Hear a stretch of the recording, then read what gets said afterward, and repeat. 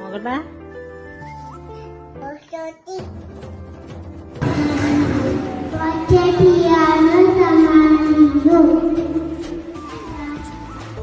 Hi, ബോച്ചയാണ്. സ്വപ്ന ആരാ? ആ hi സ്വപ്ന madam, സന്തോഷ വാർത്തയുണ്ട്. ബോച്ചേട്ടി വാങ്ങിയിരുന്നോ? ആ, അപ്പൊ ബോച്ചെ ലക്കി ഡ്രൈവിലൂടെ ഒരു ലേറ്റസ്റ്റ് ഐഫോൺ കിട്ടിയിരിക്കുകയാണ്. സാറല്ല, ബോച്ചയാണ് ഇപ്പൊ. അയ്യോ, സാറ് താങ്കൾ വിളിയാണ്. അപ്പൊ ചായ എങ്ങനെയുണ്ട്? ആ, അമ്മയ്ക്ക് ഇഷ്ടപ്പെട്ട ചായ ആണോ?